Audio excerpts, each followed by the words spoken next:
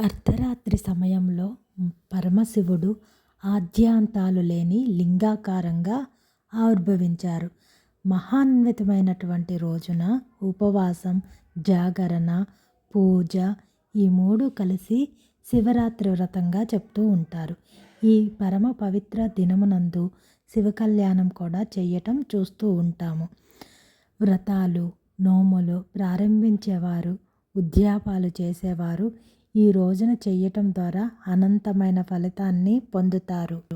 శివనామాలను స్మరిస్తూ భస్మరేఖలను నుదుటిపై, కంఠాన, వక్షస్థలాన, భుజాలపై, చేతులపై, ఉదరంపై ధరించటం చూస్తూ ఉంటాము. రుద్రాక్ష మాలకలు ధారణ చెయ్యటం ఆరోగ్యానికి ఎంతో శ్రేయస్కరం. ఆయనకి ఎంతో ప్రీతికరమైనటువంటి మారేడు దళాలు, తులసి దళాలు, తుమ్మి, ఉమ్మెత్త, తెల్ల జిమ్మెడు పువ్వులు ప్రీతికరమైనవిగా చెప్తూ ఉంటారు. అంతేకాకుండా అభిషేకానికి కొబ్బరి నీరు, పంచామృతాలు, ఫలరసాలు, చెరుకు రసము, విభూది, చందన జలము, బిల్వాలను నీటితో కలిపి వాడుతూ ఉంటారు.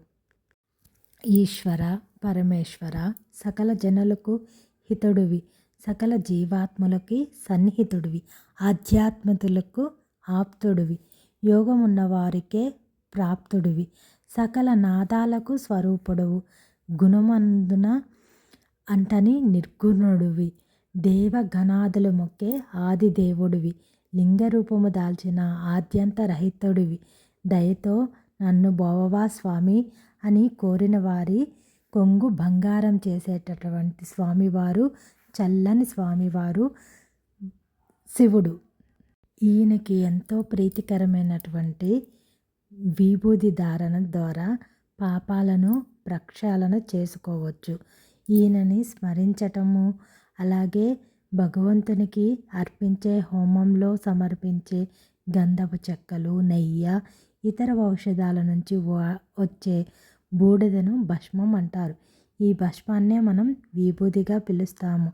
జనన మరణ పరిధుల నుంచి మనల్ని బయటపడేసి శారీరక అహంకారాన్ని మాసి చేయటానికి గుర్తుగా ఈ బూదిని ధరిస్తాము. శివునికి అత్యంత ప్రీతికరమైన ఈ విభూది అనగా ఐశ్వర్యము. ఈ విభూదిని ధరించటం వల్ల మనకు సకల ఐశ్వర్యాలు కలుగుతాయి అని విభూది ధారణ వెనుక ఉన్న అర్థము.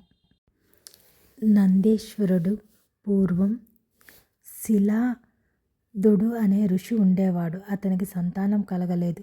ఆ లోటును తీర్చడానికి ఘోర తపస్సు చేశాడు. ఆ దంపతులకు శివుడు వరంతో నంది రూపంలో జన్మించాడు. కొన్నాళ్లకు శిలాదుడు ఆశ్రమానికి మిత్రవరుణులనే దేవతలు